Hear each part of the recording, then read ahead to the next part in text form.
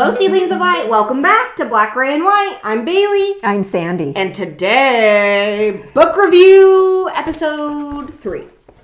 So we're going to review a couple of books. This is also by a local artist or writer. Local author. Thank you.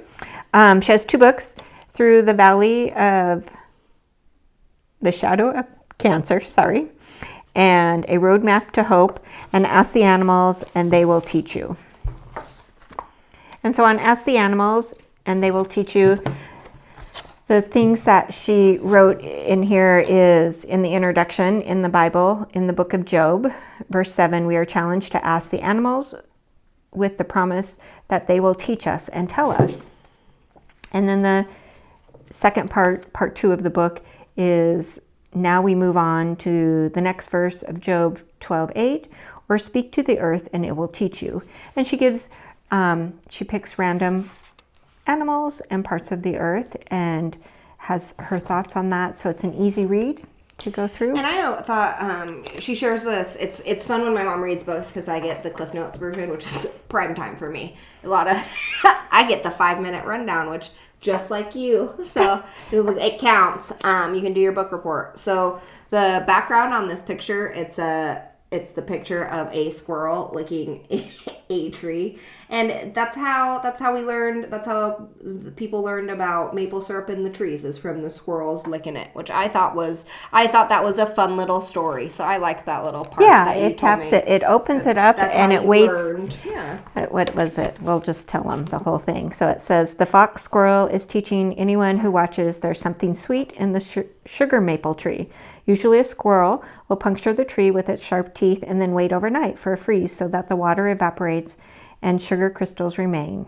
And then An Iroquois legend tells how the squirrel taught their people about maple syrup. And I think so that's what she started. From my perspective, all of the first humans that walked the earth, a lot of things that they learned, like mushrooms, plants, they learned how to eat it based on what the animals ate. So that was, I think that's the point of her book. I agree. And then she had this one, she survived cancer, didn't she? Mm-hmm, she has. And so this is points, tips, and tricks that she used. And they're short. It also is a short read. Like this one is 4 pages. So let me just do a couple of excerpts here that she writes that I thought I'd start by looking around for positive things which may have escaped my notice. And so that kind of gives you a tip of what she's talking about in the book and moving through. It's really helpful. So at this point in my life, we don't know anyone that has cancer. So reading this, I didn't have people to pass it on to or help through that, assist. But what's interesting is I've used the same tips in here that she gave. We did have a hiccup just recently, a life altering event. And what I was able to do is use some of her tips that she says for the cancer patients. We always tell people, please let me know if there's anything can I do, what would you like? And so in this case, I took that into our event to that person, and I asked what they would like me to do for them, how they would like me to share their story, because I didn't know what to say. And when you're trying to do things on a positive note, you don't want to keep reliving that hiccup, because the secret, it just keeps bringing it back.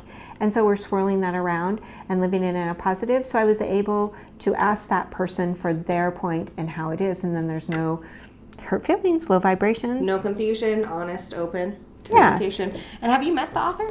I have. Oh, well, it's always fun to be able to meet an author. She's a Vegas local, used to be a teacher, and I've read a couple excerpts through the thing, and you can just really feel her passion for for writing and for sharing with people. It's very beautiful. It is, and she makes many points. I would say this book, she says, do your own research and stay informed about specifics which affect you. And she gives you more tips going through here on what that may be.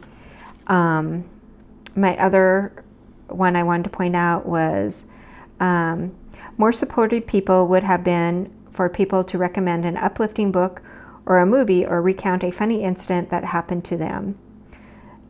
So when you're talking to people, and I think not just cancer. So when you're communicating to somebody who's going through a trauma. Yeah. That's how you do that. Yeah, she gave some joy. tips. Bring some joy into the situation. So ask them so that they feel valued and that you show that you care, and then move forward with an anecdote, funny story, something, right? Something to change that energy. Yeah, I agree. These books, you can find these books on Amazon. I linked them both down below. They're good. They're good reads, and I always like books that are quick and easy that you don't have to think too much about. For the cancer surviving, Facebook page. Yeah, they do have a Facebook page. I did tag that in the description. Silver Lining Vegas, and so you can get on that Facebook, and lots of helpful tips and resources because everybody's sharing their stories and what they've learned. So I do feel that this would be very helpful for people that are going through cancer or major life changes. And if any of those do apply to you, once again, support small businesses. She wrote all these books and does all of that. And so if you're looking to throw some love some other ways and it can help you out, we definitely recommend supporting Beverly. She did a very good job writing these.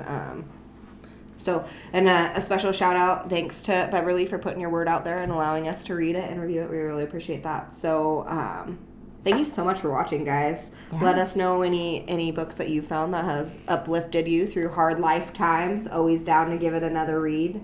Sending you love and light. Love and light. Scroll to the bottom, leave some comments. Bye, guys. Thanks so much for watching.